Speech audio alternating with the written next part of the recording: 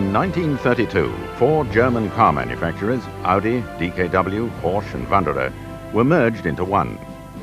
The new company was called Auto Union, but each marque retained its original name.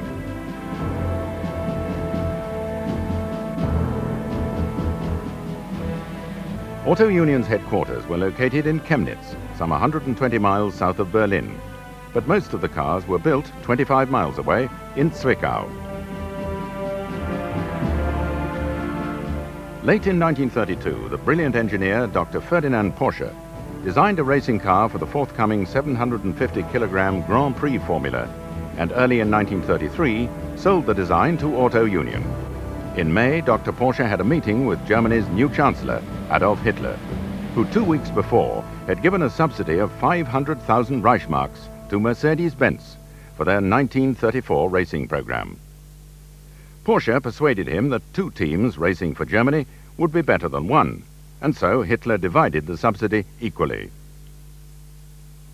Porsche had designed a large-capacity, low-revving V16 engine supplemented by a supercharger. Here, the first car takes shape at Zwickau. Front suspension was by torsion bars and trailing links, with swing axles and transverse leaf springs at the rear.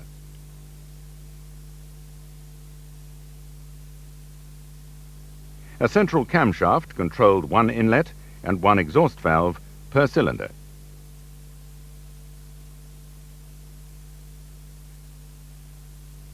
Initially, a single-piece crankshaft was used, but when vibration problems could not be solved, it was decided to gear the individual crankshaft segments and screw them together.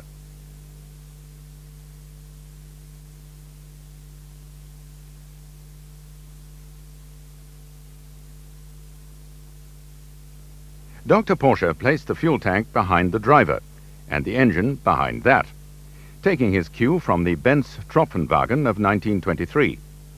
The supercharged 4.4-litre V16 produced 295 brake horsepower. A racing department for Auto Union was established in the Horsch factory at Zwickau, where the workers were experienced in high-quality engineering. 20 mechanics were responsible for the engine, 6 for the gearbox and axles, and 12 for the chassis. 20 metalsmiths were required for the aluminium bodywork. All parts, including cylinder liners, the engine block, and the main cylinder bearings, were machined at the Horsch factory. In particular, the Roots-type supercharger required a great deal of attention. Here, a final drive is being checked. Professor Robert Eberhahn-Eberhorst, seen here in the dark coat, was the development engineer in charge of this remarkable car.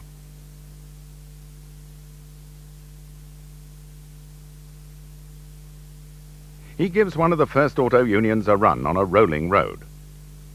According to the professor, it was never intended that the Auto Union racing program should contribute to the development of the Porsches, Audis, DKWs and Wanderers.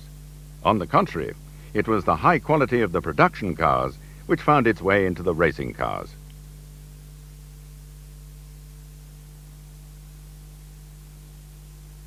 On March the 6th, 1934, just 1 year after Auto Union had bought Porsche's design, the first racing car was taken to the Avers track in Berlin for a key test. It had already been driven on the Nürburgring the previous autumn, but Dr. Porsche's contract stipulated that the new racing car complete 10 laps at Avers and reach at least 155 miles per hour on the straights before it was accepted. Driven by the doctor's old friend, racing driver Hans Stuck, the Auto Union not only completed the required 10 laps in style, but also set 3 new world speed records, averaging almost 135 mph for 1 hour, 100 miles and 200 kilometers.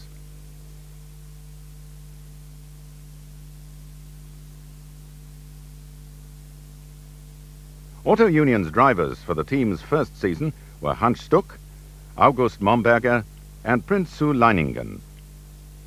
In January, Mercedes technical director Hans Niebel had shown their new car to Adolf Hitler.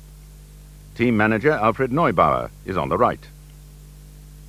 The W25 was a conventional front-engine design with all-independent suspension, and interestingly, it bore a striking resemblance to the car Dr. Porsche had drawn for Mercedes shortly before he left the company in 1928.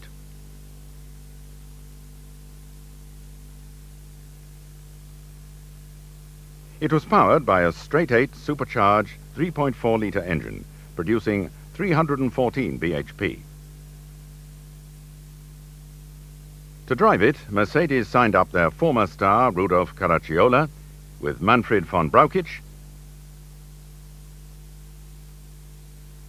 Ernst Henny, and the Italian ace Luigi Fagioli. The first meeting between the two teams came in the Eiffel Grand Prix in June. At the weigh-in, Mercedes was surprised to find that their cars were just 1 kilogram over the 750 limit.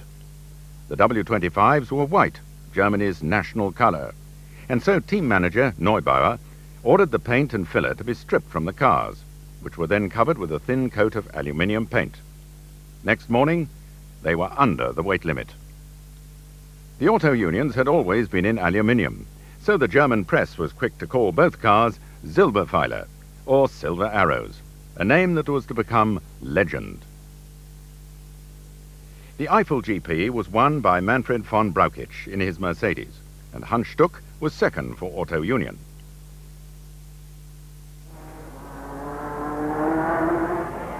In the German Grand Prix in July, Hans Stuck got his revenge.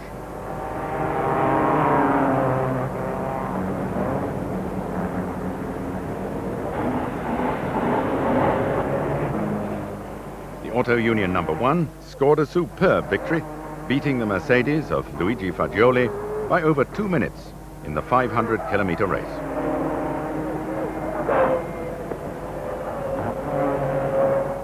After a 4.5-hour drive, Stuck came home to a hero's welcome. Seen here with team manager Willy Walb on the left and Dr. Porsche, Stuck won 3 Grand Prix and 4 mountain climbs for Auto Union in 1934, becoming both German road and mountain champion. For 1935, Auto Union signed a young man named Bernd Rosemeyer. He'd made a name for himself on motorbikes, but had never raced a car. This did not stop him from winning his first Grand Prix in Brno that year. Hans Stuck kept his place, of course, and the team was greatly strengthened by the arrival of the brilliant Italian Achille Vazzi. During 1934, Mercedes had increased the power of their engine to 398 horsepower, so Dr. Porsche now pushed the V16 out to 4.9 litres and 375 horsepower. He also swapped the transverse leaf spring at the rear for torsion bars. However, when the latest Mercedes first appeared at Monaco, its engine had been enlarged to 4.3 litres, producing 445 bhp. In the coming season, it dominated the Battle of the Silver Arrows, winning 9 races to its rivals' 4. That year, a European Drivers' Championship was inaugurated, and it was won by Rudolf Caracciola. He made a stunning comeback after his terrible crash at Monaco in 1933, which, coupled with the tragic death of his wife, Charlie, in a skiing accident almost a year later, nearly ended his career.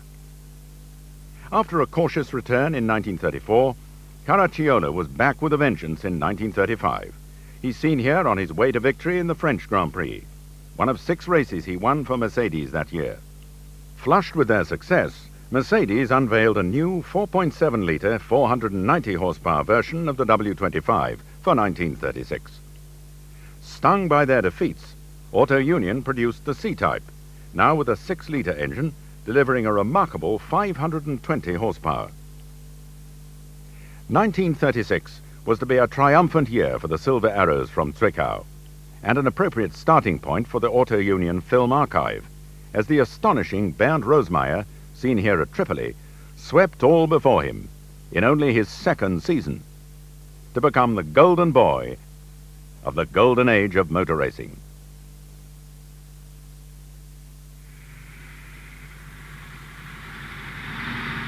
Early one April morning, the trucks carrying the Auto Union racing team set out from Zwickau for Monaco, and the first Grand Prix of 1936. The only available film of this event was taken during practice. Here's Hans Stuck at the gasworks hairpin. Achille Vazzi follows Rudolf Caracciola. This is Luigi Fagioli and Bernd Rosemeyer. Caracciola again, Louis Chiron, and Stuck once more. Into the hairpin go Vazzi, Rosemeyer, and Caracciola. The race is one of the wettest on record, and on the second lap there's a pile-up at the chicane, which eliminates the Mercedes of Chiron and von Brauchitsch, Farina's Alfa Romeo, and Trossi's Maserati. Rosemeyer spins into the wall at the top of the hill, but Rainmaster Caracciola sails through the atrocious conditions to victory. Vazzi and Stuck are second and third, and Nuvolari fourth in his Alfa Romeo.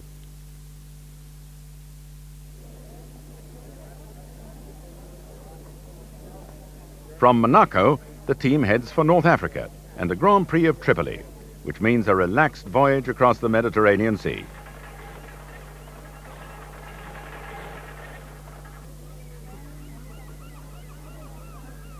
Once the ship is underway, a game of drafts gets going between some of the Auto Union team members.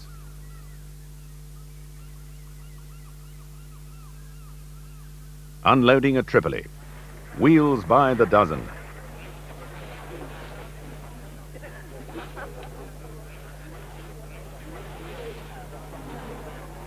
And the racing cars are lifted carefully from the hold.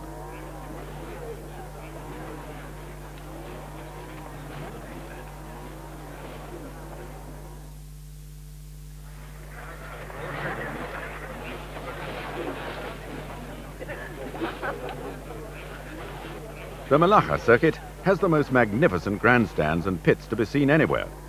The English driver, Dick Seaman, calls it the Ascot of motor racing circuits. During practice, Auto Union team manager, Dr. Karl Feuerreisen, talks with Achille Vazzi, who puffs an ever-present cigarette. A cheery Bernd Rosemeyer doffs his hat for the camera, while Hans Stuck points out his lucky tortoise emblem. Still smoking, Vazzi sets off for a practice run, and Rosemeyer gets ready. Unfortunately, there's no film of this year's Tripoli Grand Prix, which Vazzi won for Auto Union. But later, the camera catches some of the drivers relaxing by swapping horsepower for camel power. Watched by his wife, Paula, Hans Stuck gets aboard, as does Bernd Rosemeyer, and reserve driver Rudolf Hasse.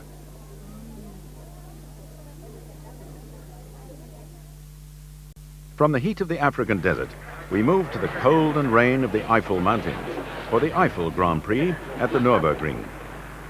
Here, the auto unions of Stuck, Fondelius, Vazzi, and Rosemeyer are ranged against the Mercedes of Caracciola, von Brauchitsch, and Hermann Lang, and the Alfa Romeos of Nuvolari, Farina, and Brivio. Here's Caracciola reveling in the rain and leading the race from Nuvolari on the Alfa and Rosemeyer on the Auto Union. Von Brauchitsch leads Raff's Maserati through a soaking wet S-bend. And there's Lang going through the north turn.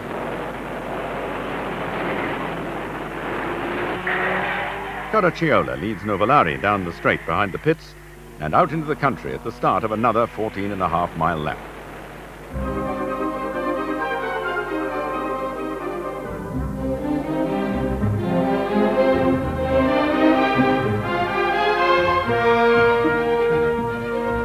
Manfred von Brauchitsch heads Ernst Fondelius.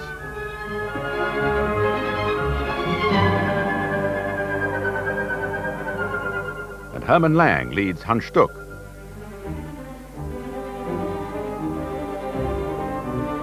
Now Rosemeyer chases von Brauchitsch.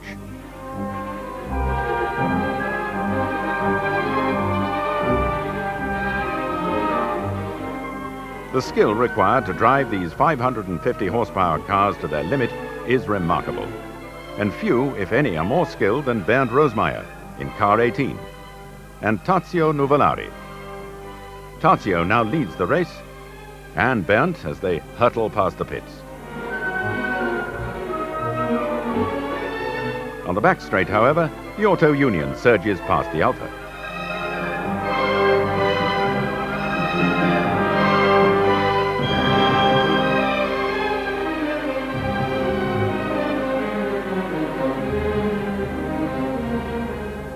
Now thick fog envelops the forests and slows everyone but the amazing Rosemeyer, whose extraordinary eyesight enables him to lap in 11 minutes 32.6 seconds to Nuvolari's 12 minutes 14.9.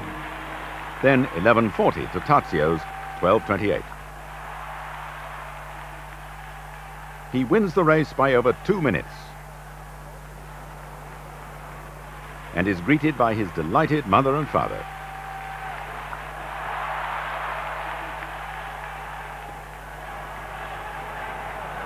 Sportführer Adolf Hunlein proclaims Bernd's victory for the fatherland, and then Bernd waits for his friend Tazio as they receive the roars of approval from the huge crowd who witnessed an extraordinary race.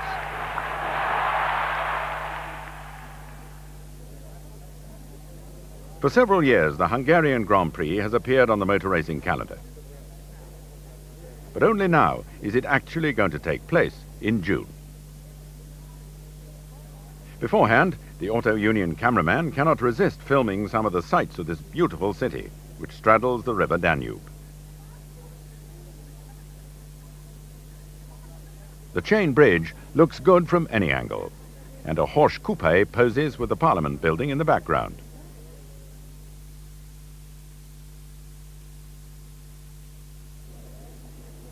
The 3.1-mile circuit is situated in a park.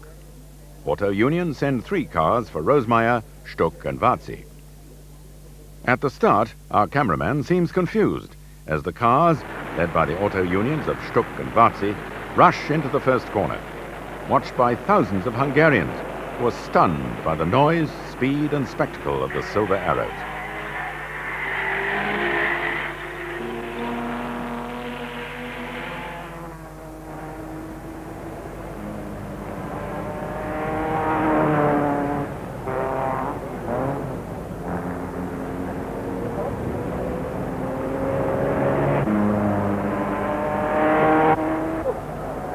Stuck corners in exuberant fashion, as do Caracciola and Louis Chiron in their Mercedes. And now Rosemeyer plays hare to the Mercedes hounds. Somehow our cameraman neglects to show us these Scuderia Ferrari Alfa Romeos, one of which is driven to victory by Tazio Nuvolari. The Auto Unions of Rosemeyer and Varzi finish second and third, but all the Mercedes retire. The great success of the Silver Arrows over the past 2 years means that Grand Prix racing has become enormously popular in Germany, and more than 300,000 spectators pour into the Nürburgring for the German Grand Prix in July. The 4 Auto Unions receive attention in their garage.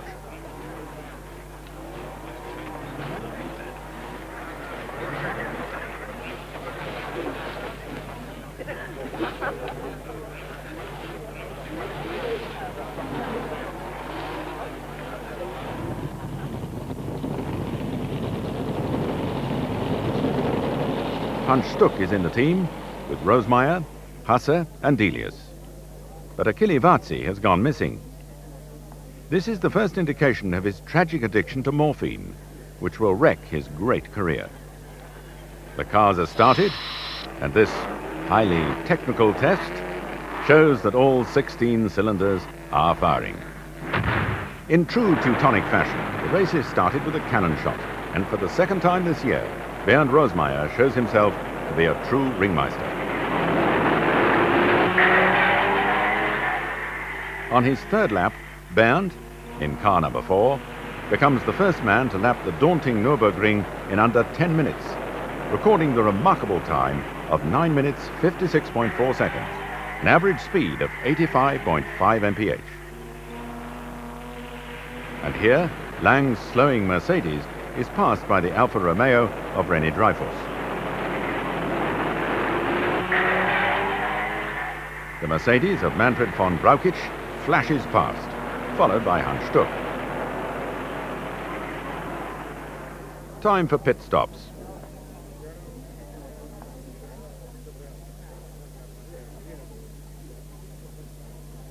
Here's Rosemeyer, watched by Dr. Porsche in his trilby.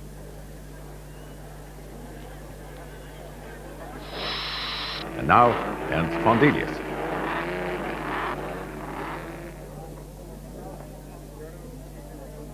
Antonio Brivio brings his Alfa Romeo into the pits for fuel and tyres.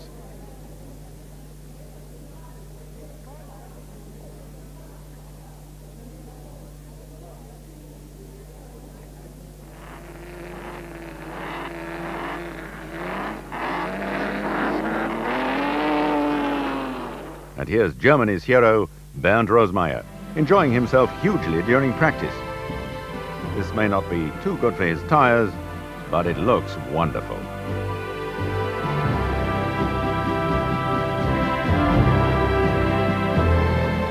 So wonderful, in fact, that here it is again.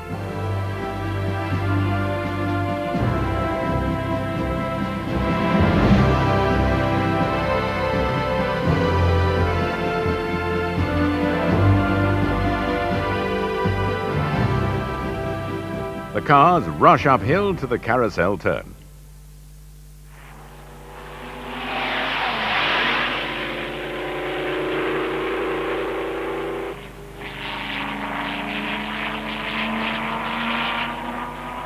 Spectators leap to their feet as auto unions finish first and second in the Grand Prix.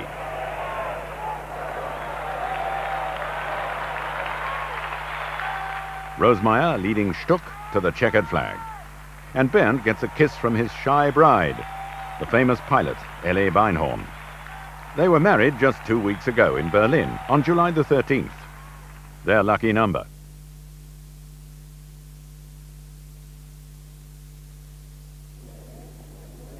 Auto Union entered 4 cars for the Swiss Grand Prix at Bern, led by Hans Stuck and Bernd Rosemeyer, seen here with Ellie.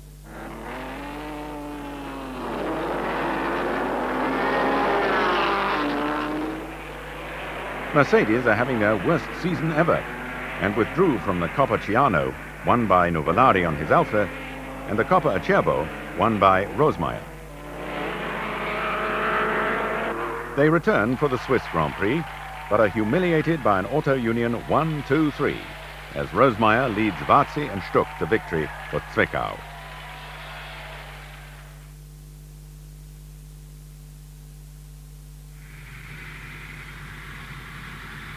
Two weeks later, the Auto Union transporters make their way, in fits and starts, across the Alps to Monza for the Italian Grand Prix.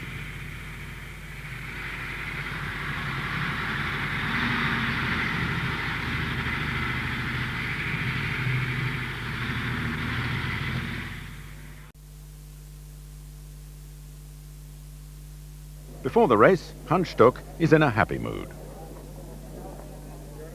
as is Achille Varzi and reserve driver Rudolf Hasse. Dr. Porsche consults his stopwatch. And here are Auto Union's senior mechanics, Ludwig and Wilhelm Sebastian.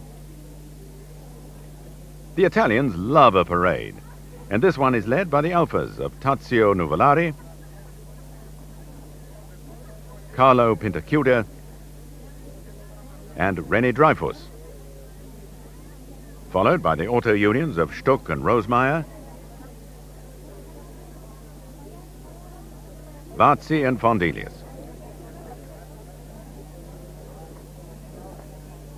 Team manager Karl Feuerreisen walks with Ernst Fondelius and Dr. Porsche with Bernd Rosemeyer. "Smile for the camera," says Bernd.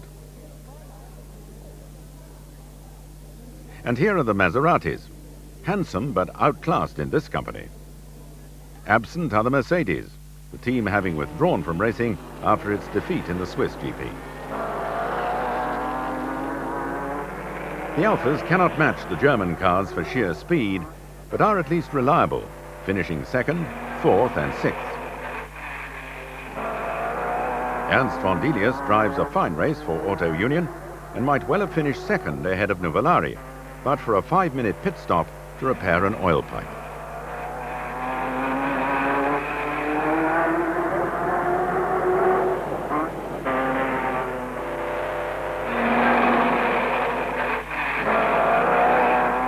In order to keep the speeds down, The Monza circuit has been infested with chicanes, but they cannot prevent the irrepressible Bernd Rosemeyer from scoring yet another victory, his 5th of the year.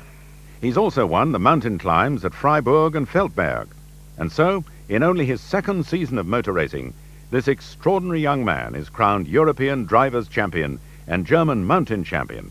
A truly remarkable achievement.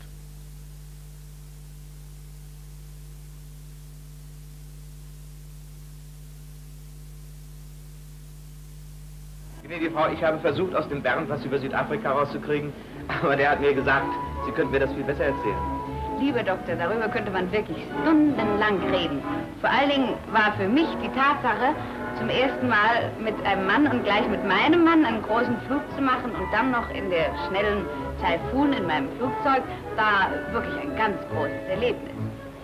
Bernd und ich fanden es herrlich, unser erstes verheiratetes Weihnachtsfest in Südafrika verbringen zu können.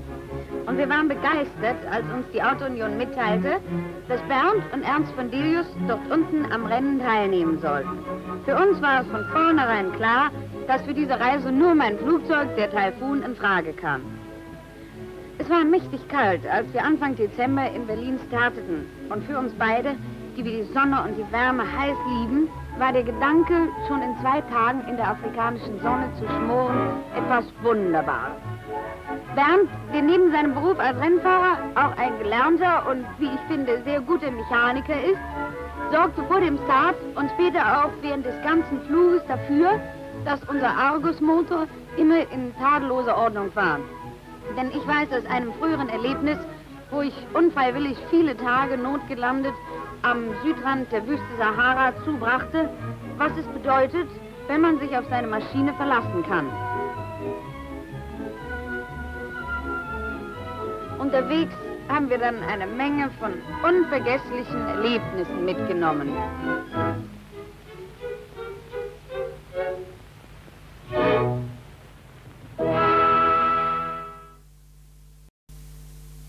The English lady driver, Mrs. Kay Peter, is one of the entrants in the Cape Town Grand Prix, and she's seen here with Rosemeyer and von Delius. Bernd wishes her luck before she starts in her 1.5-litre Riley.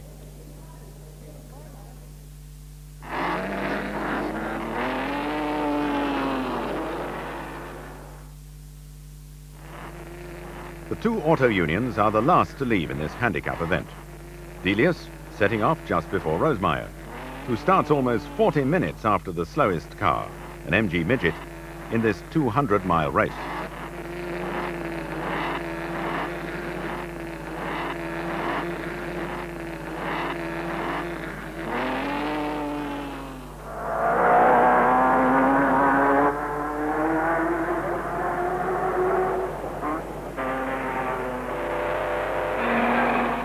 Much of this film was shot by Ellie Rosemeyer, and is actually a compilation of 2 races, the South African Grand Prix at East London and the Grosvenor Grand Prix in Cape Town, which is why the auto unions change numbers occasionally.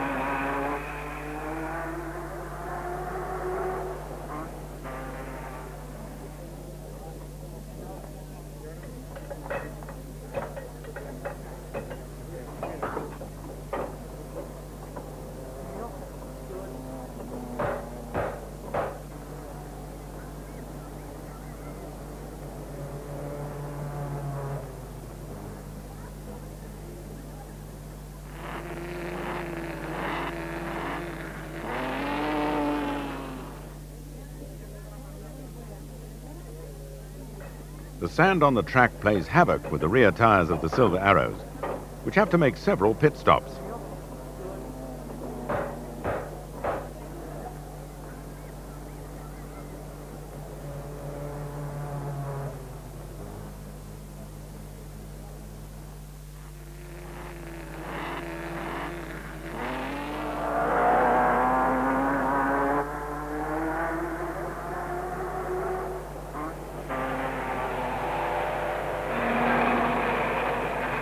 At times, the cars seem to disappear into the sandstorm. But eventually, von Delius wins the Cape Town race, and Rosemeyer finishes second. The current version of the W25 has been an unaccustomed disaster for Mercedes-Benz, who after winning 13 races in 1934 and 35, scored only 2 victories in 1936, as opposed to the 6 of their arch-rival Auto Union. To correct this situation, a young engineer named Rudolf Uhlenhau is appointed technical director of the Rennabteilung, a new department which comes between team manager Alfred Neubauer and the design department. Uhlenhau takes 2 cars to the Nürburgring and discovers that the chassis and suspension are very inefficient. His findings enable him to design a new car for 1937, the W125. He abandons the original box section chassis in favor of an oval tube frame.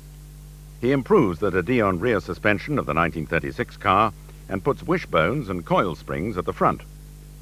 The original straight-8 engine is enlarged to 5.7 litres and now produces an awesome 580 bhp. The new car is imposing from any angle, and this is the view Mercedes hope Rosemeyer and his Auto Union teammates will see a lot of this year. The first race for Mercedes is the Tripoli Grand Prix, and they take 4 cars for Rudolf Caracciola, Manfred von Braukitsch, Hermann Lang, and their new driver, the young Englishman, Dick Seaman, chosen by the German team after his sensational 1936 season, in which he drove a 10-year-old Delage with great success.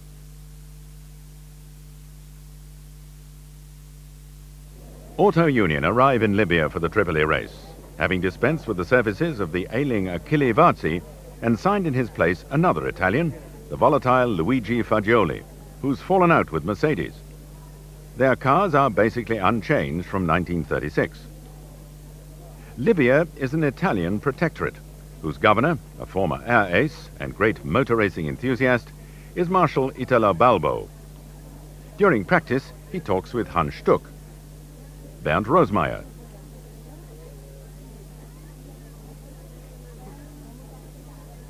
and Ellie Rosemeyer.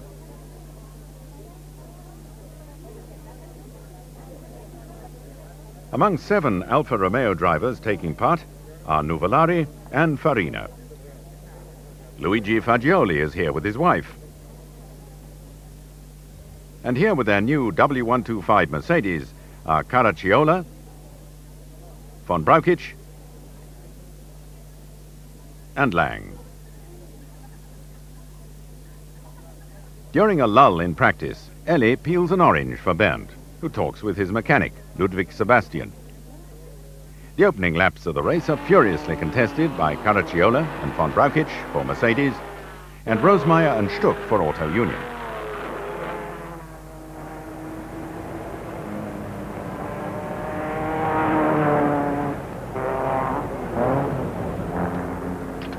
Tyres last about 4 laps on the Silver Arrows, and here Stuck makes an impromptu stop at the back of the circuit. Eventually, Hermann Lang beats the established aces and wins for Mercedes-Benz at 134.4 miles per hour, 10 seconds ahead of Rosemeyer, who's greeted by Ellie.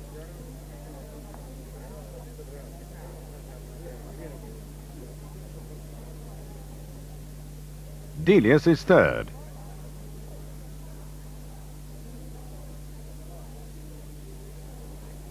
And Paula Stuck congratulates Hans on his 4th place.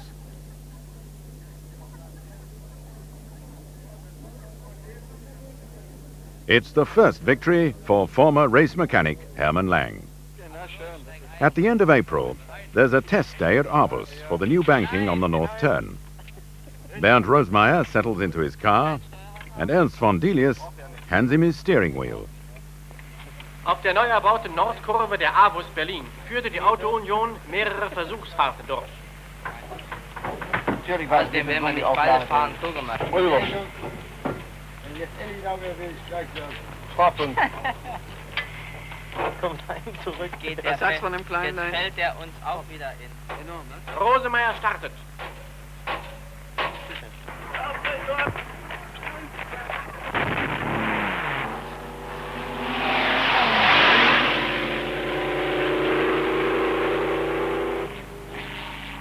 Rosemeyer proves that a speed of around 110 miles per hour can be maintained through the bend, twice the previous maximum.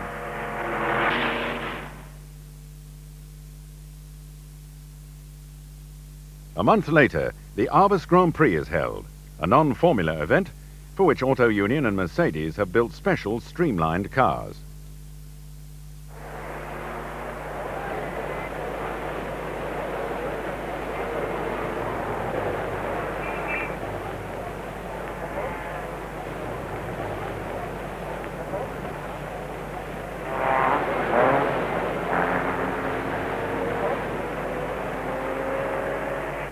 An estimated 380,000 people line Berlin's 12-mile Autobahn circuit.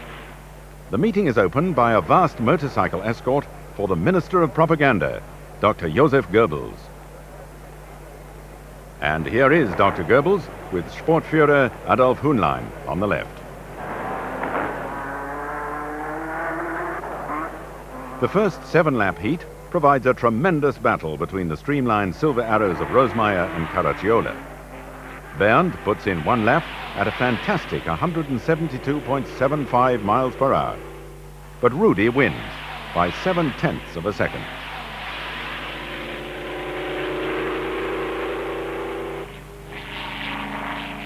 The streamliners are reaching 240 miles per hour on the 6-mile straights. Von Brauchitsch wins Heat 2 from Rudolf Hasse and Hermann Lang. But Manfred's Mercedes fails in the final.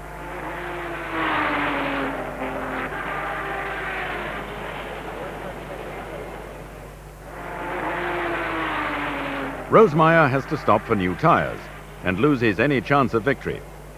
Auto Union use compressed air jacks to raise the vast streamliner off the ground.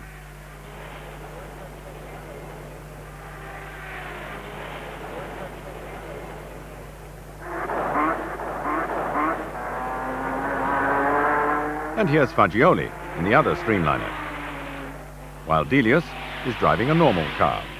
Dr. Joseph and Magda Goebbels look unimpressed as Hermann Lang wins the fastest ever motor race at the astonishing average speed of 162 miles per hour.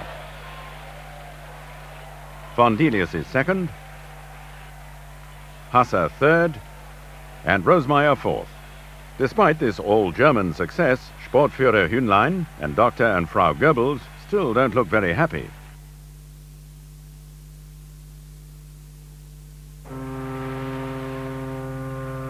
While his teammates are racing at Aarhus, Hans Stuck has made the long sea voyage to South America for the Grand Prix of Rio de Janeiro.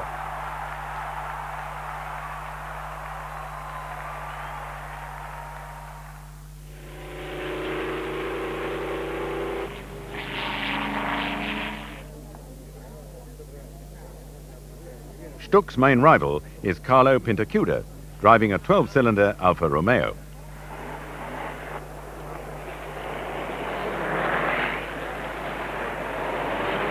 The race begins in pouring rain, and this, combined with the tortuous nature of the 7-mile circuit, enables Pintacuda to match Stuck for speed.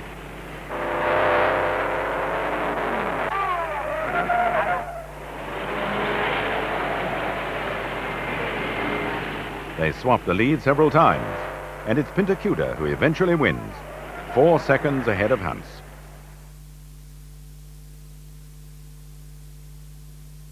Auto Union are below strength for the Eiffel GP a week later, as Stuck is still away. Fagioli is ill, and Delius, seen here dueling with Hasse, crashes in practice and cannot start. More than 300,000 spectators flock to the Nürburgring in glorious summer weather. The start is stupendous. The 550 horsepower Silver Arrows breaking into a thunderous roar, which shakes the grandstand to its foundations. The new 5.7-litre W125 Mercedes has already proved itself to be a formidable racing car at Tripoli. And now Caracciola completes his standing lap at an astonishing 83 miles per hour. He's then passed by Rosemeyer, but fights back to regain the lead.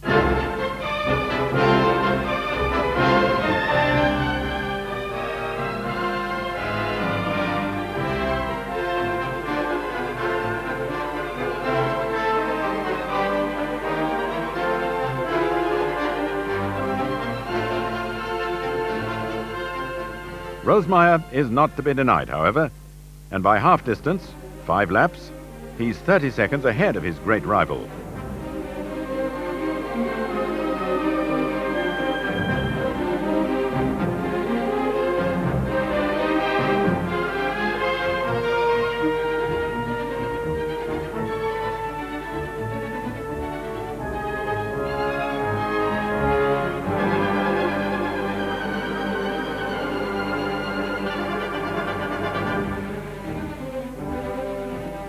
This shot gives us an excellent view of the handsome lines of the 6-litre C-type Auto Union. In 1934, the mechanics took some 90 seconds to change all 4 wheels and add 200 litres of fuel. Today, watched by Ellie Rosemeyer, they do the same job in a remarkable 25 seconds, and Bernd goes back into the race without losing his lead.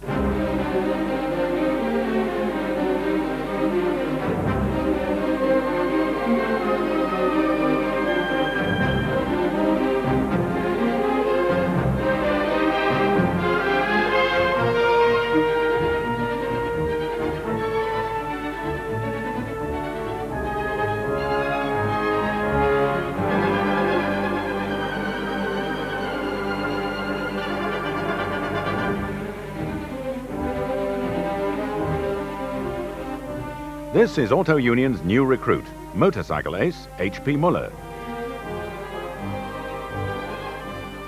Manfred von Brauchitsch slides the W125 out of the carousel in his usual exuberant fashion.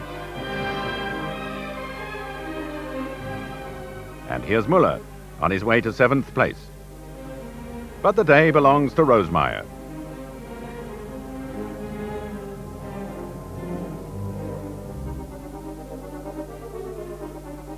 Auto Union avenge their defeats at Tripoli and Aarhus, and Bernd celebrates a unique hat-trick of victories at the Nürburgring. Truly, a ringmeister.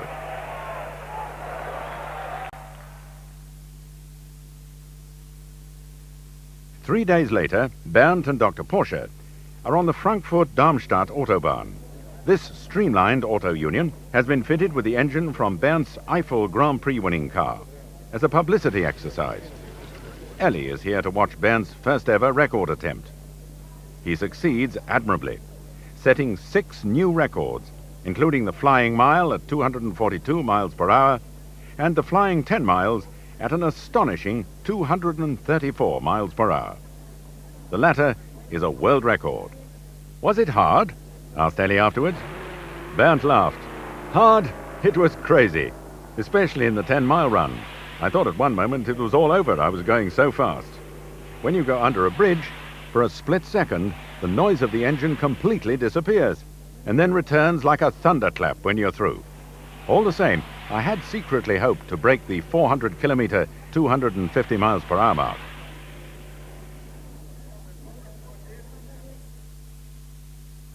In July, Auto Union traveled to New York for the Vanderbilt Cup.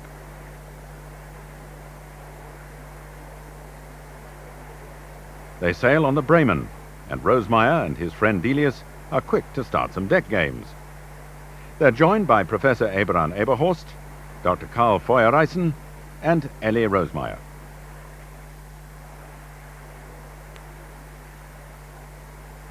Also on board is the Mercedes team, led by Rudolf Caracciola. With him is his new bride, Alice Hoffmann, who's known to everyone as Baby. They were married just 3 days ago. Bernd and Ellie Rosemeyer, however, are now an old married couple and will celebrate their 2nd wedding anniversary in a few days' time.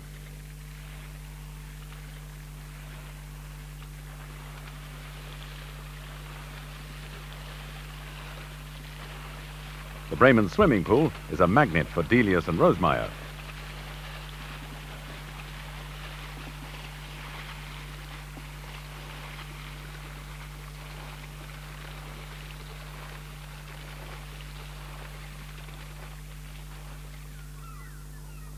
New York, and the Queen Mary looks magnificent against the Manhattan skyline.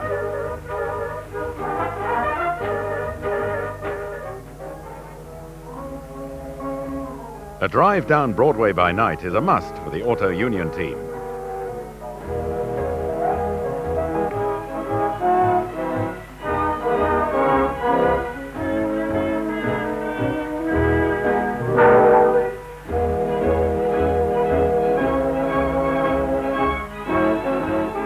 daytime. And a slight misunderstanding on Fifth Avenue before we come to St. Patrick's Cathedral. This looks familiar to our German friends, as its twin spires are modelled after those on Cologne Cathedral.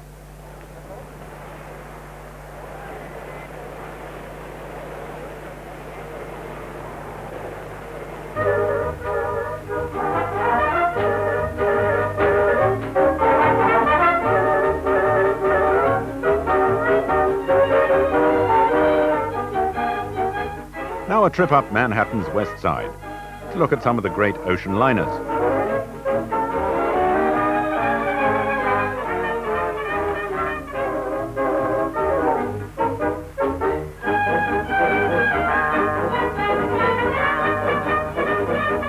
And then we drive out to Long Island and the circuit at Mineola.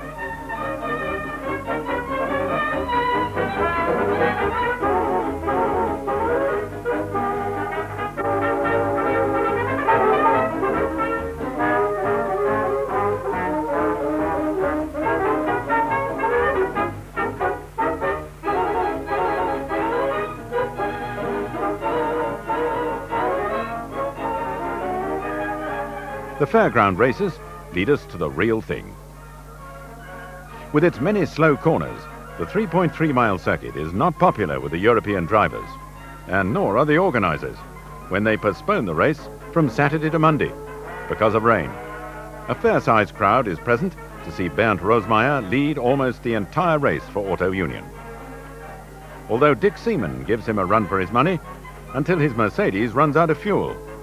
The many tight bends on the Roosevelt Raceway take their toll on Rosemeyer's hands, and he gives them a powdering during a pit stop. And Spondilius is back on the team and running in 4th place.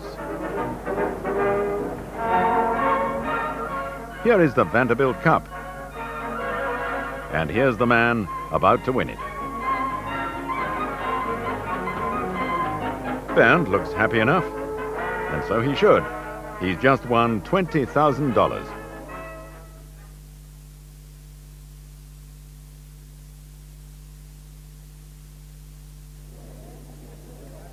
Just 1 week after the Vanderbilt Cup, the King of Belgium arrives at Spa to watch the race and is introduced to Auto Union drivers Hans Stuck, Rudolf Hasse and H.P. Muller. Mercedes are here with Lang, Kautz and von Brauchitsch.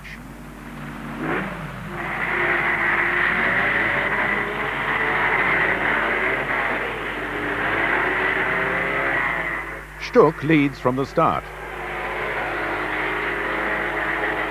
followed by Lang, Hasse and Muller.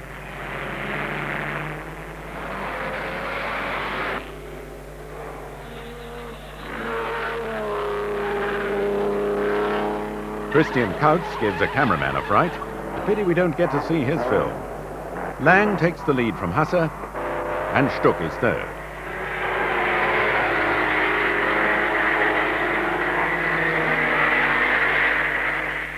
Raymond Sommer is far behind in his Alfa Romeo. Now Hasse leads, after Lang is forced to stop for new tyres, and Stuck moves into 2nd place.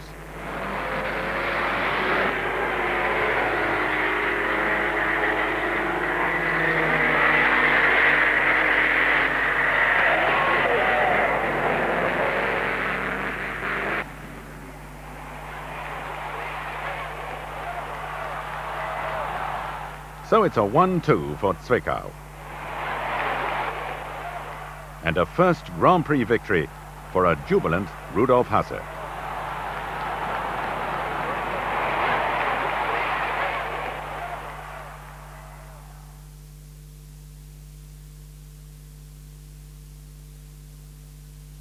For the past 3 years, Mercedes have failed to win the German Grand Prix. And this year, they enter no fewer than 5 cars in an effort to make amends. Things look bad for them in practice, as Bernd Rosemeyer shatters his own lap record by 17 seconds, with a time of 9 minutes, 46.2 seconds. They get worse in the race, as after 3 laps, Bernd is 11 seconds ahead of Caracciola. But then the Auto Union is hit by tyre troubles, forcing Bernd to make 3 stops for new rubber. This lets Caracciola and von Brauchitsch into a lead they never relinquish. And at last, Mercedes win their home Grand Prix. But the day is marred by a tragedy for Auto Union, when the very popular Ernst von Delius collides with the Mercedes of Dick Seaman. The Englishman is not badly hurt, but Delius dies in hospital that night.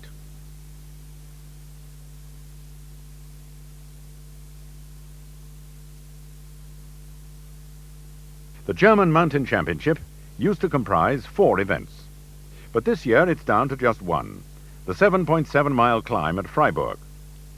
More than 140,000 people are here to see such heroes as King of the Mountains Hans Stuck, who won his first mountain championship in 1929. Before the big stuff, the small fry, as Hans attends a children's soapbox derby. Some of the cars complete with Auto Union and Mercedes badges. Bernd Rosemeyer tries one for size.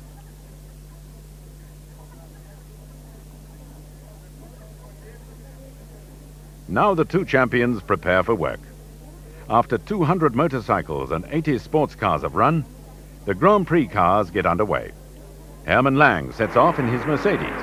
On a damp track, he records a time of 8 minutes, 29.8 seconds. Next up is Hans Stuck, his Auto Union fitted with twin rear wheels for better grip.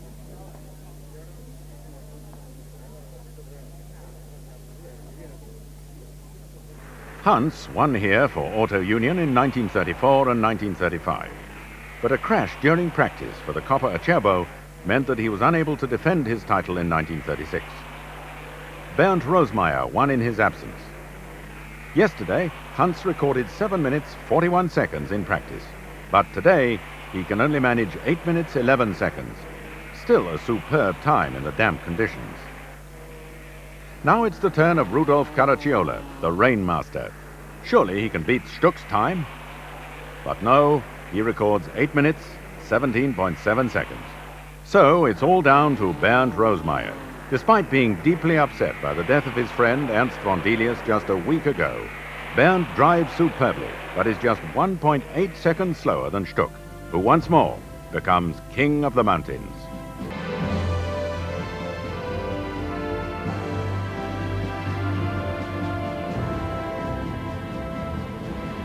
Auto Union have never had any luck at Monaco, and this year is to be no exception. From the start, the W125s of Caracciola and von Brauchitsch lead Rosemeyer's C-Type, but before the lap has been completed, the Silver Arrows from Zwickau are down to 2 cars, when Rudolf Hasse crashes heavily as he leaves the tunnel. He's taken to hospital, but he's not seriously hurt. They're reduced to 1 car, Hans Stuck's, on lap 19, when Rosemeyer's steering fails and his Auto Union rams the straw bales at the gasometer hairpin. From then on, the battle rages between von Brauchitsch and Caracciola, seen here at the station hairpin. As the senior Mercedes driver, Rudy reckons that he ought to win, but Manfred has played second fiddle too often and decides that on this day he will prevail. The 2 W125s are often side by side as they roar through the streets of Monaco, and it's an exultant von Brauchitsch who emerges victorious.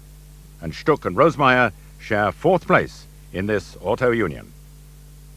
Despite the fact that von Brauchitsch has denied him victory, Caracciola holds no grudge, and after Mercedes' victory dinner, the 2 men do a lap of honor in a horse-drawn cab.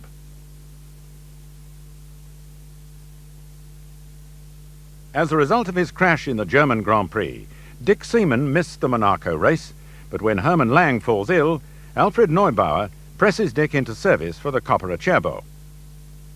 It's a wasted effort, for in practice, a brake locks on Seaman's W125, and he hits a house very hard indeed. He's unhurt, but the car is beyond repair in time for the race. The crash happens close to the 13-kilometer post on August the 13th, and 13 has always been unlucky for Dick Seaman.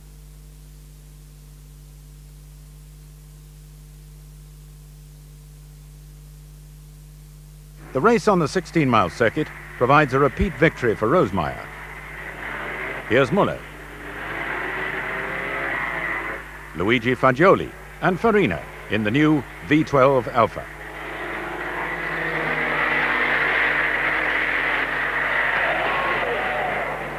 Hans Stuck roars through Capelli village. Muller again, followed by Caracciolo. Teammates von Brokic and Caracciolo. This is Raymond Sommer in his Alfa. Caracciolo leads Stuck and von Brokic. And here's Fagioli in the pits with a leaking radiator. Suffering badly from rheumatism, the Italian has missed the last 6 races and will soon be forced to retire altogether. Repairs are effected, and he rejoins the race to finish 4th. Meanwhile, Rosemeyer goes on his winning way.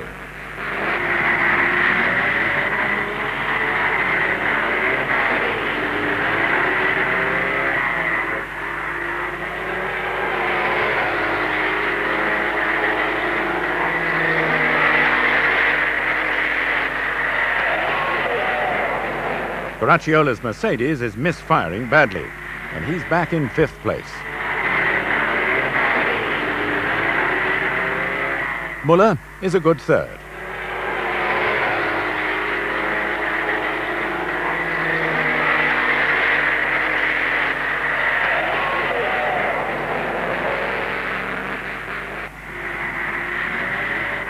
So Rosemeyer wins for the 2nd year running. How could he lose? This is the 13th Coppa at Cherbourg, and 13 is Bern's lucky number. He wins in record time and sets a new lap record at 90.22 miles per hour.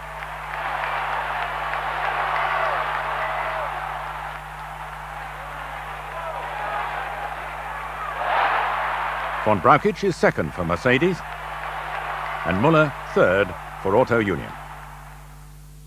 Sie haben uns ja einen schönen Schrecken eingejagt. Es war ja ein doller Zwischenfall. Wir haben gehört, dass Ihr Hinterrad 30 Sekunden vor Ihnen im Depot war und Sie kamen dann auf 3 Rädern hinterher. Ist ja doll. Sagen Sie mal, wie haben Sie das fertig bekommen, den Wagen noch über die 250 Meter heil hinzusteuern? Ja, was heißt jetzt 250 Meter? Das war schon 2 Kilometer vorher passiert. Da habe ich nicht quer gestanden, habe ein Rad blockiert und ich zwitscher hinten an einen Stein. Dann hat die Radkappe so einen unglücklichen Schlag bekommen, dass sie in der entgegengesetzter Drehrichtung abgeflogen ist. Jetzt habe ich schon immer darauf gelauert, dass sie das Rad selbstständig machte. Jetzt bin ich schon die 2 Kilometer bis zum Notdepot. Ich wusste, dass das 2 Kilometer waren, ungefähr. Und da bin ich immer schon vorsichtig gefahren, immer auf Druck, damit das Rad sich selbstständig machte. Das hat immer schon so geschlagen. Dann, wie ich dann beim Notdepot schon winken sah, dann hat es sich wirklich selbstständig gemacht. Da habe ich gesagt, oh Verzeihung, jetzt ist es doch mal, da war es passiert. Und schon stand ich gleich quer und ich habe ihn gleich abgefangen. Wie man so, wie ich das gemacht hat, weiß ich auch nicht. Das macht man ganz instinktiv. Ja. Und dann bin ich halt die 200 Meter oder 300 Meter auf der Bremstrommel weitergefahren. Ja, und sagen Sie, war das nicht furchtbar schwierig, am Notdepot jetzt den Wagen wieder in Ordnung zu bringen? Ach, ich habe ja selbst mit angefasst und dann ging das ruckzuck. Ich hatte so eine kleine Rakete im Hintern, weil der Caracciolo doch hinter mir war. Rudolf Caracciolo then scores a hat-trick of victories for Mercedes-Benz, winning the Swiss, Italian and Czech Grand Prix in swift succession.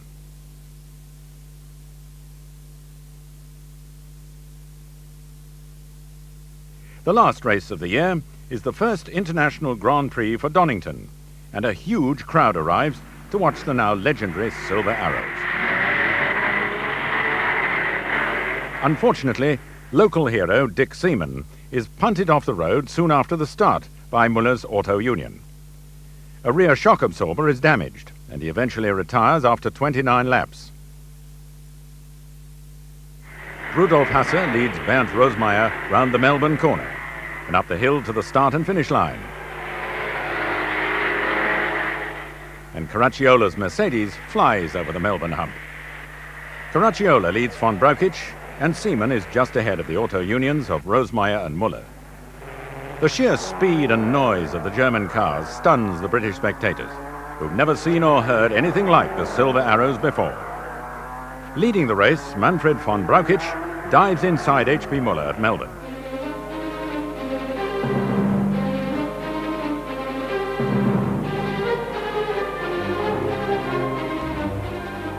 Professor Aberon watches as Rosemeyer, now in the lead, makes a pit stop for tyres on lap 33, letting the Mercedes of Caracciolo and von Brauchitsch go by before he can rejoin the race.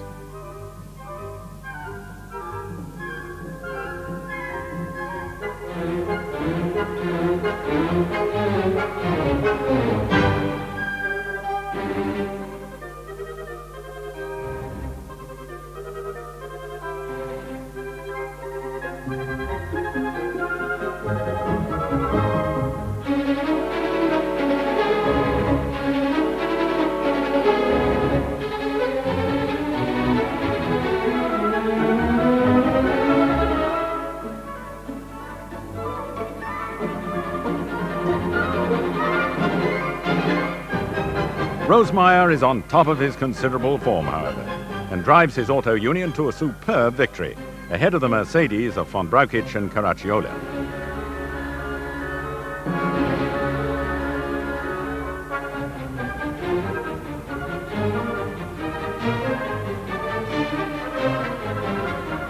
But the seat of his overalls needs some swift attention before he can accept his prize. Bernd and Caracciolo have each won 4 races this season, but Rudy has done better in the ones that count, and so the Mercedes driver, seen here at Monaco during his epic battle with von Brauchitsch, is declared European champion for 1937. On October the 26th, the first National Rekordwoche, or Speed Week, for cars and motorcycles, is held on the Frankfurt-Darmstadt Autobahn. Walfried Winkler sets 8 new records on his 175cc DKW, and Eduard Kluger sets 6 on his 250cc machine. Auto Union and Mercedes arrive with special streamliners, both teams determined to be the first to achieve 400 kph, 250 miles per hour on the road. Mercedes are in trouble almost immediately with their V12 5.6-litre machine. Rudolf Caracciolo reports that at around 245 miles per hour, the air pressure under the car lifts the nose so much he can hardly see where he's going, and the front wheels are barely touching the road. Rudy considers the car to be so dangerous that he refuses to drive it again, and to make the point, he returns to Frankfurt. Hermann Lang is now persuaded to have a go, and experiences the same frightening lift as Caracciolo. He has some extra excitement when air pressure blows off the engine cover at over 200 miles per hour. Next day, the car returns with revised bodywork, but is no faster than before. In an effort to salvage some pride, Caracciolo attempts a few standing start records with a W125 Grand Prix car, and when that fails, Mercedes return to Stuttgart. They're utterly humiliated by Auto Union. Bernd Rosemeyer gains 2 world records with this Grand Prix car, the standing start kilometre at 117.25 miles per hour, and the standing start mile at 135.23 miles per hour. Then with the streamliner, he sets 14 class records over 2 days. These include the flying kilometre and flying mile at a shattering speed of just over 406 kph, 252 miles per hour. Bernd has achieved his ambition. We'll leave the last word to the German commentator. In höchster Fahrt durchrast Bernd Rosemeyer das Startband. 1 Sekunde, 2, 3, 4 Sekunden. Die Hälfte der Strecke ist zurückgelegt. 800 Meter. Bernd Rosemeyer rast dem Ziel entgegen. 7 Sekunden. Jetzt, das Ziel ist erreicht. 1 Kilometer in 8,8 Sekunden. Bernd Rosemeyer hat die 400 Kilometer.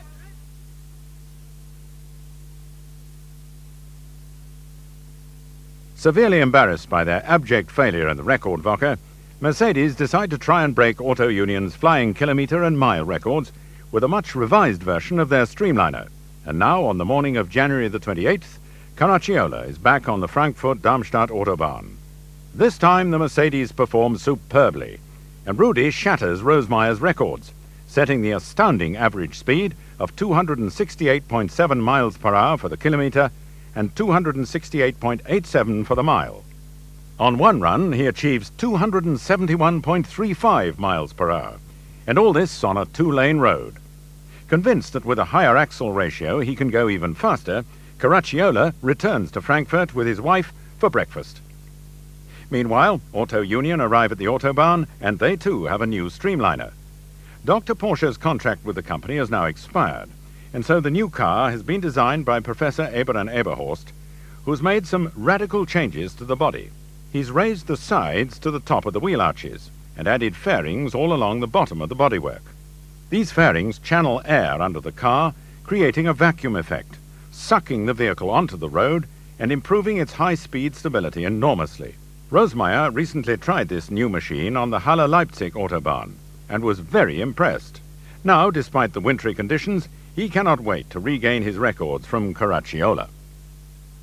Just after 11 o'clock, Rosemeyer sets off and records 276.1 miles per hour on his return run, 5 miles per hour better than Caracciolla's best. But he complains that the engine hasn't reached the required temperature. After the radiator opening has been closed off a little, he departs once more and never returns. The Auto Union is struck by a gust of wind at around 270 miles per hour. Even the great Rosemeyer is powerless to save himself. The streamliner crashes to destruction. Bernd is found lying among some trees beside the Autobahn.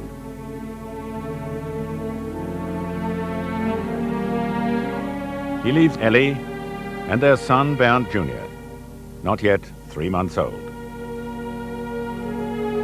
In just 3 seasons, Rosemeyer has won 10 Grand Prix, establishing himself as one of the greatest of all drivers, and his good looks and charismatic personality have endeared him to millions. His death is a national tragedy, and his widow receives condolences from Adolf Hitler and Rudolf Hess, as well as thousands of ordinary Germans.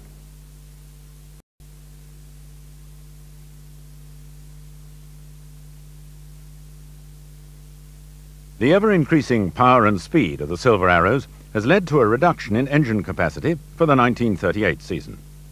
There's now a limit of 3 litres supercharged or 4.5 litres unsupercharged. The maximum weight of 750 kilograms is abandoned, and a minimum weight of 850 kilograms, excluding driver, fuel, oil and water, is imposed. Mercedes are quick to produce their new car, the W154, a shorter version of the W125 chassis, which is powered by a supercharged 3-litre V12, producing 450 brake horsepower at 8,000 RPM. The de Dion rear axle is retained, but by setting the engine at an angle to the chassis, Rudolf Uhlenhauer and the Mercedes engineers are able to run the prop shaft beside the driver, making the W154 much lower than its predecessors. After testing at Monza in March, seen here with Rudolf Uhlenhauer at the wheel, Mercedes enter 2 cars for the Po GP in April. They're soundly beaten by René Dreyfus in a Delahaye.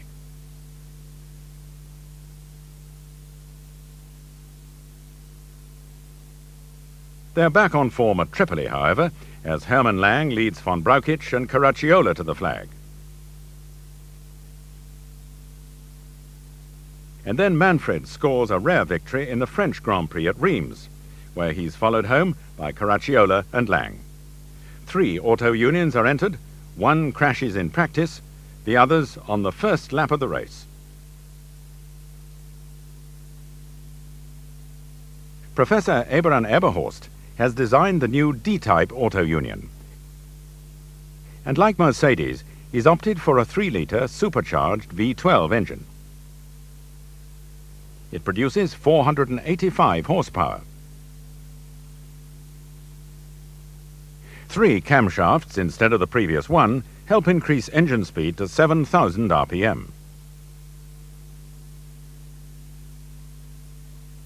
A de Dion rear end is employed for the first time, following Mercedes' example. Fuel tanks either side of the driver and the shorter V12 engine reduce the length of the auto union by almost 7 inches. The driver is now nearer the center of the car.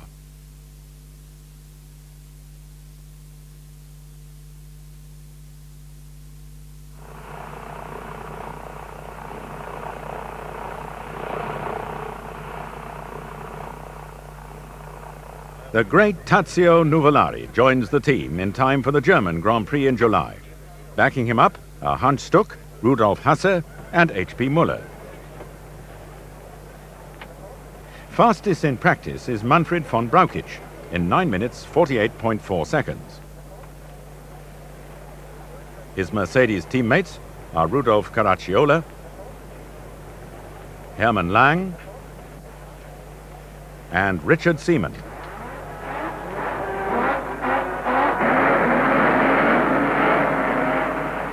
It's a ragged start, but Lang and Nuvolari get away first, followed by Seaman and von Brauchitsch. Here is Nuvolari in the carousel.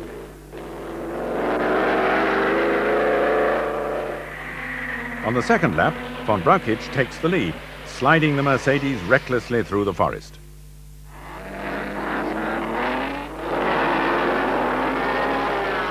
Now, sensation! Nuvolari is out, having left the road on the first lap.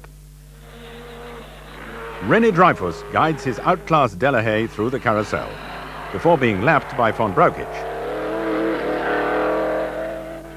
H.P. Muller is called in and hands his Auto Union to Nuvolari.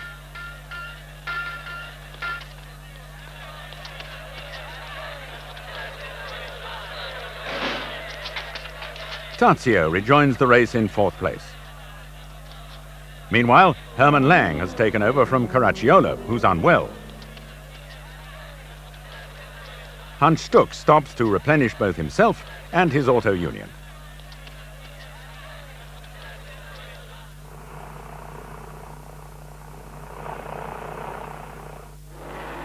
Here's Lang, now in Caracciola's Mercedes. And Rudolf Hasser presses on. Dick Seaman is just 10 seconds behind the race leader, von Brauchitsch, and now follows him into the pits.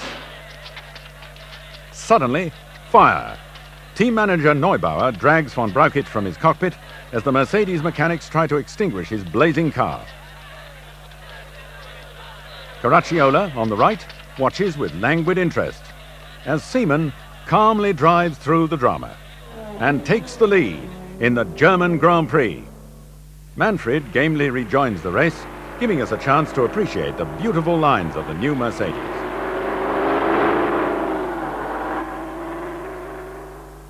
Hans Stuck is now third.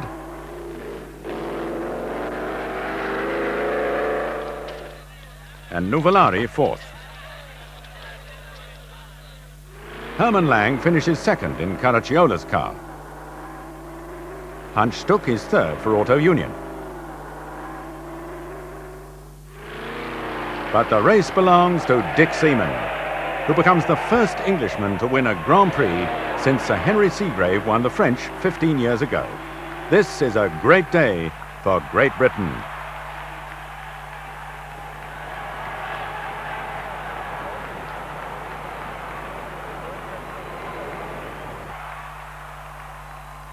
Proudly wearing the victor's laurels, Dick can hardly bring himself to give even a half-hearted Nazi salute, and seems to be asking his hand, "What do you think you're doing?" Later, Dick celebrates with Erika Popp, daughter of the president of BMW. Already, there are rumors of an engagement. Despite his magnificent victory at the Nürburgring, there's no Mercedes for Seaman at the next two races, the Coppa Ciano, won by Hermann Lang, and the Coppa Acerbo, won by Rudolf Caracciola.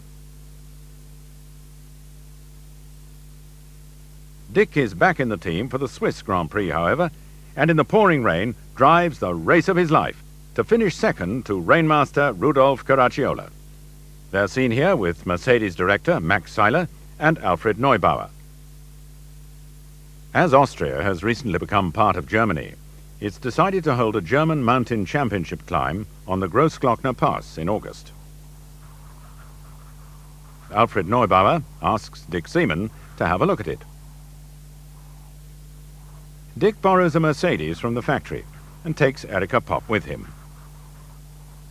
He decides that he doesn't like the look of the pass at all, but he very much likes the look of Fraulein Popp, so he asks her to marry him, and in this romantic setting, they become engaged. The middle section of the pass involves a very fast downhill run and two tunnels, so the organizers wisely decide to split the climb into two, cutting out the middle. Seaman declines to take part, so Mercedes enter two W125s for Hermann Lang and Manfred von Brauchitsch. Auto Union enter two C-types for Hans Stuck and H.P. Muller, but the latter crashes in the Swiss Grand Prix and cannot take part. Sportführer Hühnlein opens the course. The second climb is under thick cloud, so the event is changed to two runs on the lower course, but only after a sit-down strike by the drivers. It rains for the first heat, and Stuck is fastest, beating Lang by 2.3 seconds. Von Brauchitsch is nowhere. In the dry second heat, von Brauchitsch improves his time by over 1.5 minutes, beating Lang by 0.3 of a second. Hermann Lang did many hours of practice, but to no avail. He cannot beat Hans Stuck, who improves his first time by 70 seconds.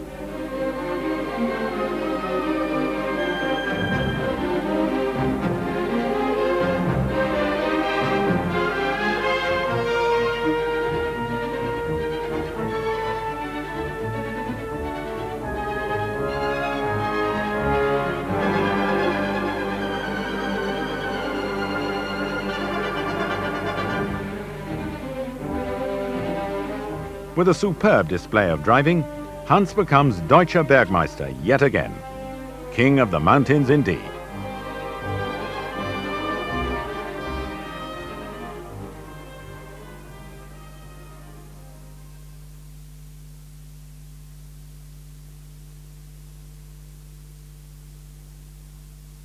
The team managers are on parade at Monza. Here's Alfred Neubauer, Nello Ugolini, and Dr. Feuerreisen of Auto Union. And now the cars.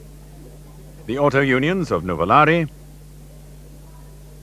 Muller, and Kautz.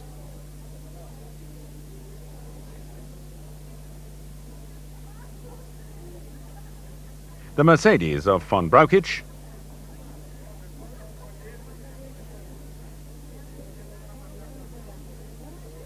Caracciola, Seaman, and Lang.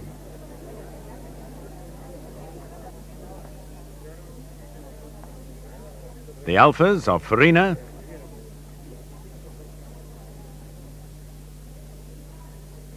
Vermeil,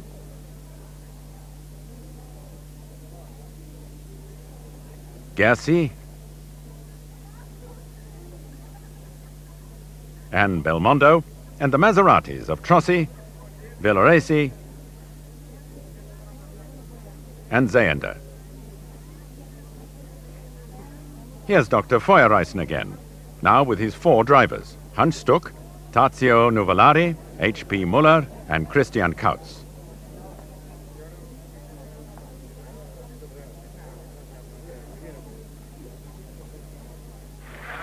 On the front row of the grid are Nuvolari, von Brauchitsch, and Kautz.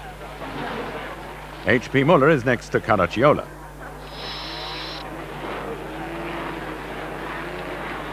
They're off, and Nuvolari and Lang are well away.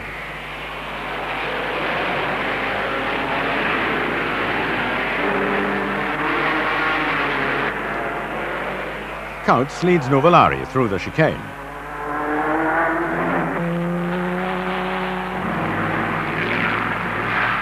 This is Hans Stuck, followed by Nuvolari. Number 14 is Trossi. Lang leads Nuvolari. Both teams of Silver Arrows are in trouble, and only one of each finishes the race.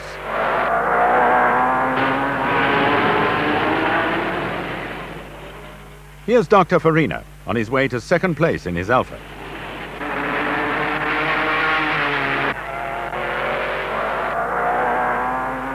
Goffredo Zayender tries to demolish the chicane with his Maserati, but merely adds to it.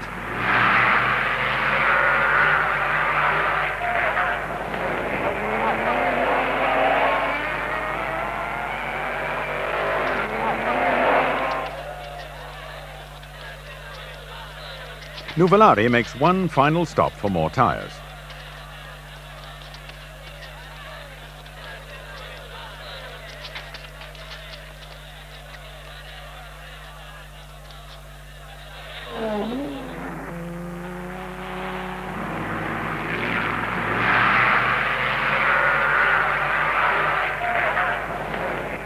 Tazio wins the Italian Grand Prix for the 3rd time, but it's the first victory for Auto Union this year.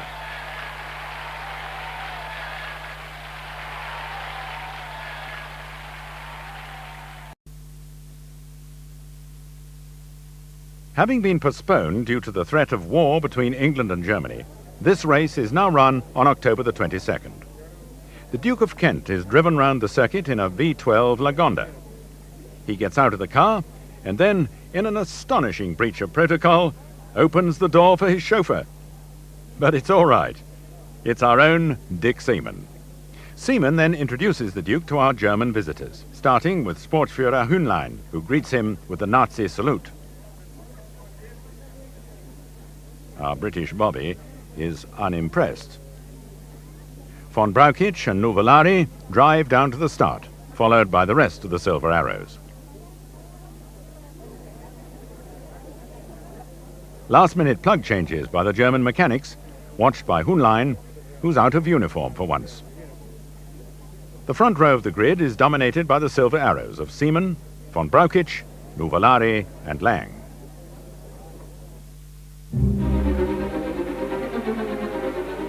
As last year, the German cars are almost out of sight before the English cars have left the grid. The auto unions of Nuvolari and Müller go straight into the lead, followed by the Mercedes of Seaman and Lang.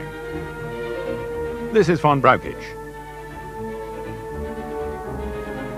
And here is Walter Baumann, taking the place of Caracciola, who suffered burnt feet in the Italian Grand Prix.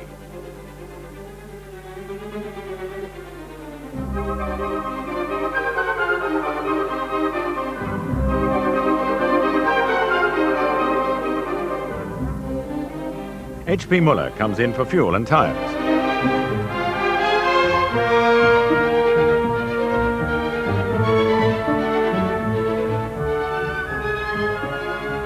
And some running repairs.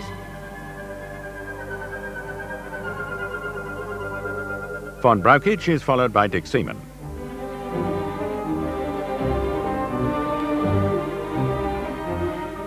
And now Nuvolari makes his pit stop and does half a lap of the car, for reasons best known to himself. He gets away without losing his lead.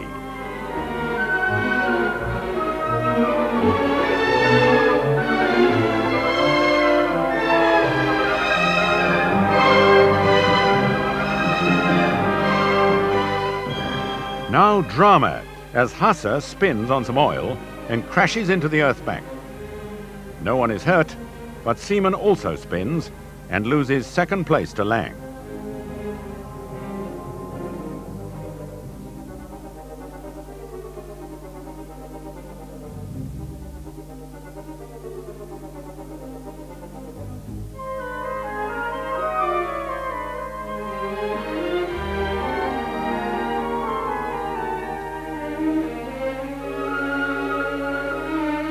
That great little man, Tazio Nuvolari, comes home a winner once more, repeating Bernd Rosmeyer's victory of last year.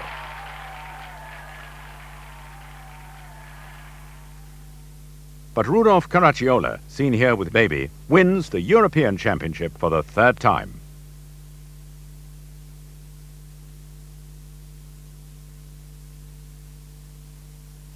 Mercedes-Benz retain their successful team for 1939. From the left are Manfred von Brauchitsch, team manager Alfred Neubauer, Dick Seaman, Hermann Lang and Rudolf Caracciola. Their first race is at Pau in April. Smaller radiators have enabled Mercedes to give their cars a much more streamlined appearance than before. Lang and von Brauchitsch win unopposed, as Auto Union are prevented from entering the race. Italy's Duce, Benito Mussolini, is furious with France for siding with the Spanish government in their civil war and bans all Italian drivers from racing on French soil. This includes Tazio Nuvolari, of course, and so the auto unions do not run at Pau. With great speed and secrecy, Mercedes have built a 1.5-litre V8 Grand Prix car. Because fed up with being beaten by the Silver Arrows, Italy has announced that all her races will in future be for 1.5-litre cars. Mercedes take 2 of these little gems to Tripoli, where, to the fury of the Italians, Lang and Caracciola demolish all opposition. Auto Union's drivers for 1939 are, from the left to right, Tazio Nuvolari, H.P. Müller, newcomers Schorsch Meyer and Uli Bigalke, and Rudolf Hasse. Bigalke has been responsible for much of the film you're watching.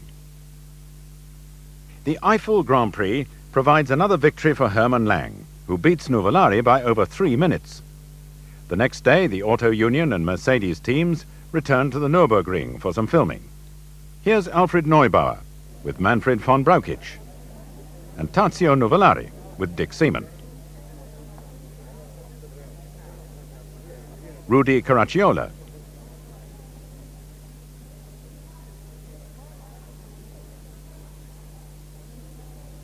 Uli Bigalke and Rudolf Hasse,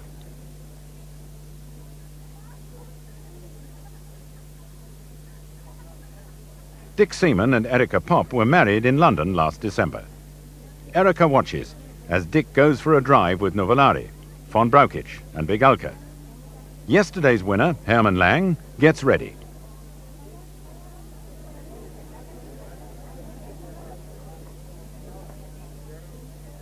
As does Caracciola,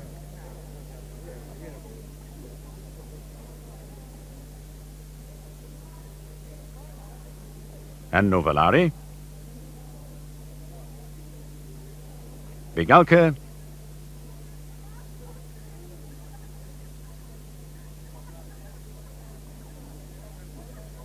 Hasse, and H.P. Muller.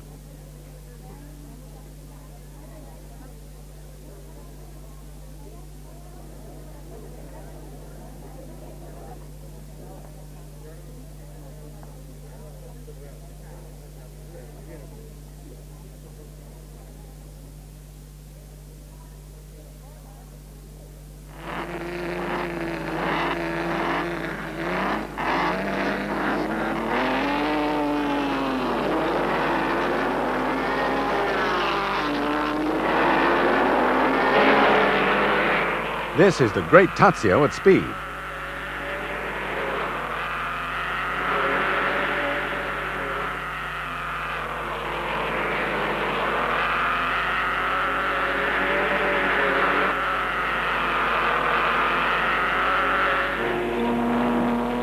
And now H.P. Muller follows us around the amazing Nürburgring.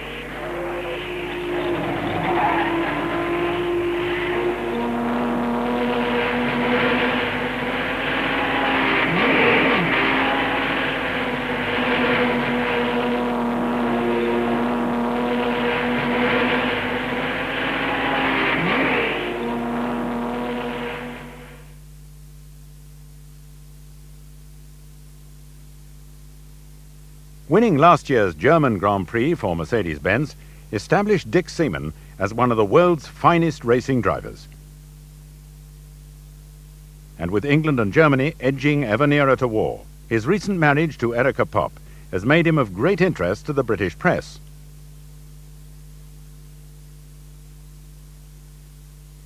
On the morning of the Belgian Grand Prix at Spa, Dick and Erika are visited by a photographer who's preparing a story about them for Picture Post magazine.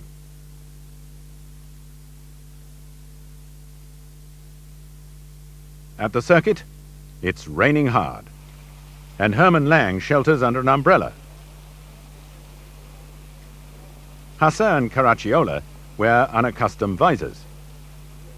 Ludwig Sebastian warms up a car for H.P. Muller. Schorsch Meyer makes his debut for Auto Union. Rudi Uhlenhau has a word with Dick Seaman. On the front row of the grid are Muller, Auto Union, Lang, Mercedes-Benz, and Farina, Alfa Romeo. Farina leads Muller up the hill.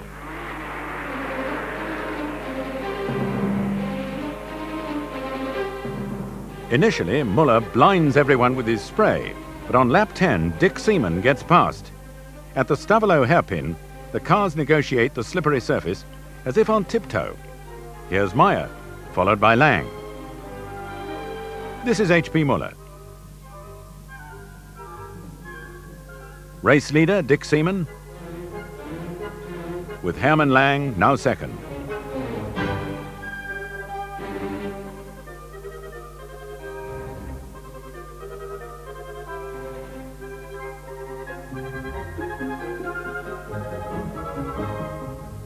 Motorcycle ace, Schorsch Meyer, driving in his first Grand Prix.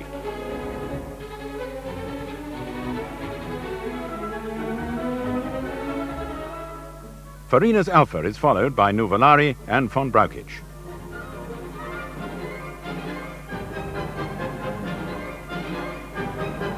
Caracciola chases Hasse.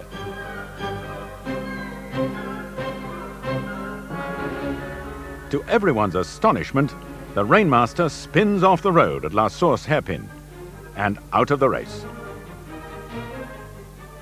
Lang passes Mandarola's Maserati on the exit from Stavolo.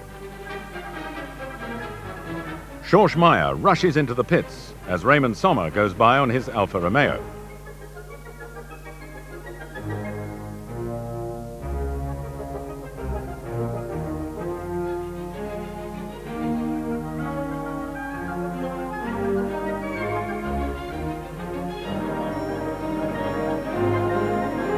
Von Brauchitsch roars past the pits in a cloud of spray.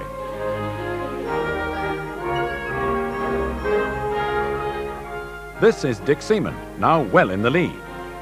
Rudolf Hasse. Seaman splashes through Stavolo, followed by Nuvolari, who, like Caracciola, will shortly slide off the road. Then, tragedy. When well in the lead, Dick Seaman's Mercedes slides on the treacherous surface and crashes into a tree on the approach to La Source hairpin. The car bursts into flames.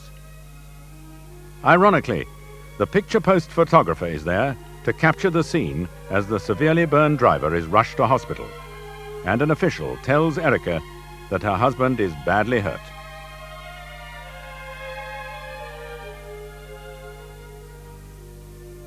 The race goes on, and Hermann Lang, who witnessed his teammate's crash, is an unhappy victor. Second is Rudolf Hasse. But there's no joy for anyone, as Seaman dies during the night, and Britain has lost her finest racing driver. Dick was always superstitious. He crashed close to the 13-kilometer stone on the 13th lap with 13 to go. He was driving car number 26 in a field of 13, and he was just 26 years old.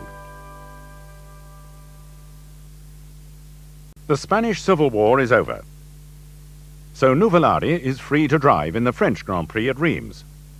Here he is with H.P. Müller and Dr. Feuerreisen. Here come the Mercedes. Caracciola, von Brauchitsch, and Lang.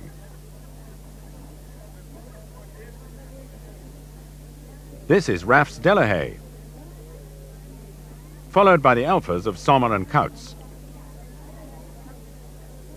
The Mercedes of Lang and Caracciola share the front row with Nuvolari's Auto Union. Nuvolari makes a superb start, and Müller also beats the Mercedes off the line.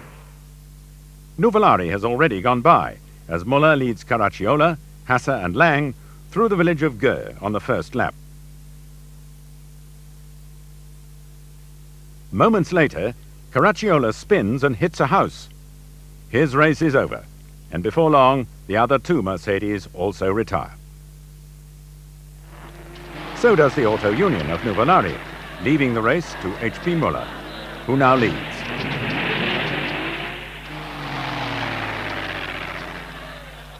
Hans Stuck is back in the Auto Union team.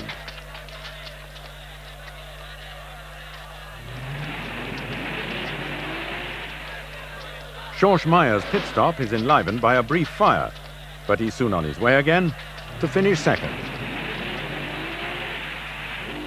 And a delighted H.P. Müller wins his first Grand Prix.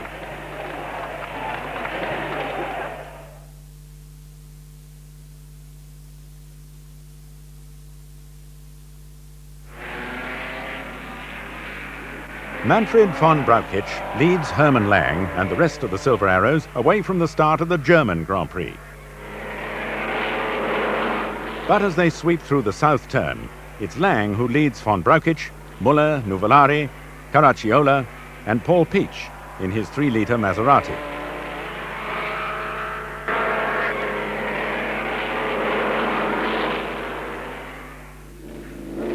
Schorsch Meyer flies over Adenauer Bridge, as does race leader Lang, who then kicks up the dust as he heads up towards the carousel. Here's Meyer again. Caracciola is playing a waiting game back in 5th place. Rudolf Hasser is trying hard. As are H.P. Müller, Hans Stuck, and Schorsch Meyer. That's Nuvolari's car, belching smoke, and he's followed by Caracciola.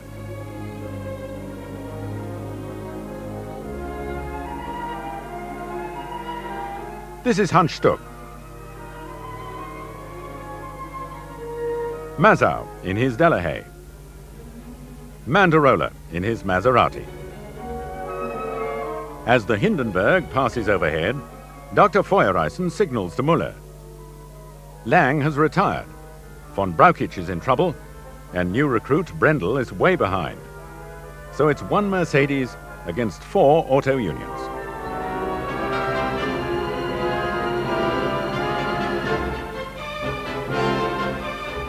This is René Dreyfus, whose Delahaye is thoroughly outclassed, as are these 2 Maseratis.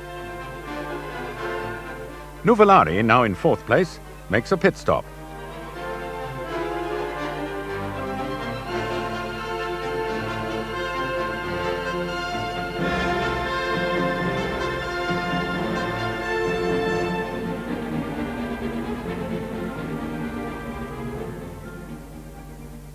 Then consternation in the auto union pits as Meyer and Hasser come in together.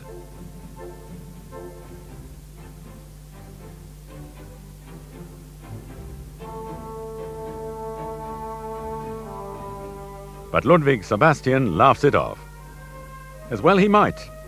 Caracciola has also now stopped for new tyres, fuel and a change of plugs. This costs him the lead. Hasser gets the signal. Auto unions first and second. Caracciola sweeps through Brunchen in pursuit.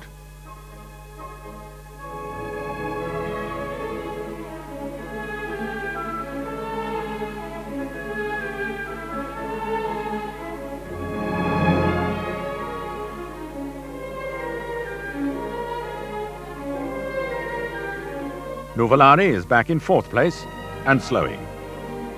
Müller is now second. Hasser is out, and Caracciola has regained the lead.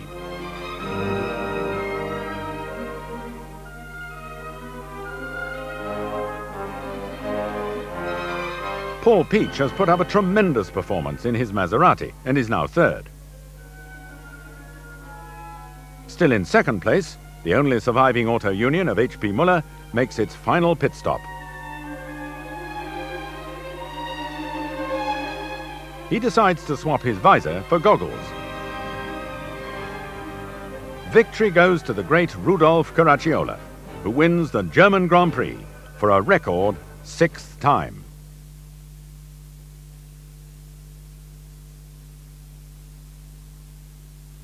Having learned their lesson last year, the organizers once again hold 2 heats on the lower 7.8-mile climb of the Großglockner Pass early in August. Sportführer Hunlein opens the course in a Mercedes.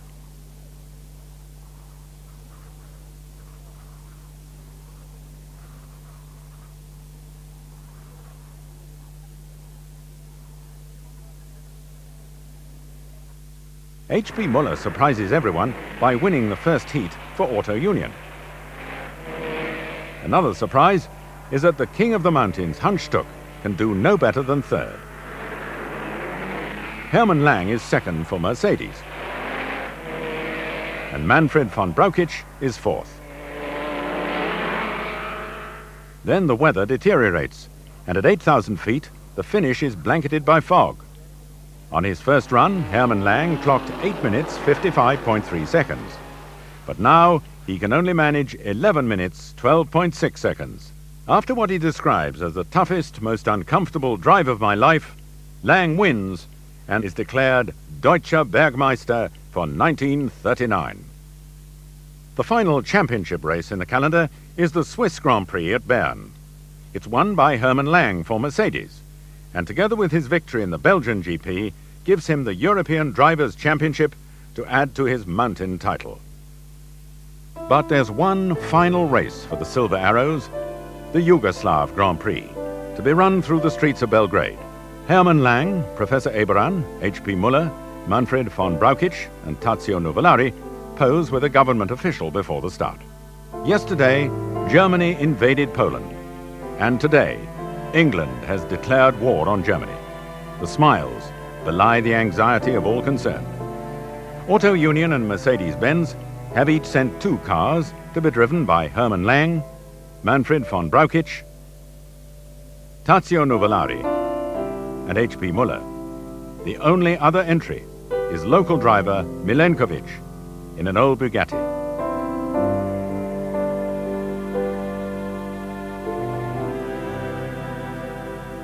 Von Braukic leads away from Lang, Nuvolari and Muller.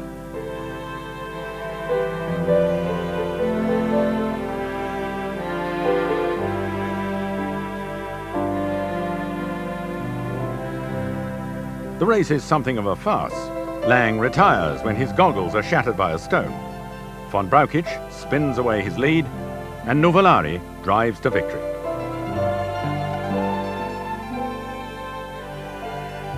Muller is third, and the Bugatti fourth, 19 laps behind. And so, the Yugoslav Grand Prix provides a tarnished end to a golden age of motor racing. And with England and Germany now at war, the magnificent Silver Arrows become history overnight.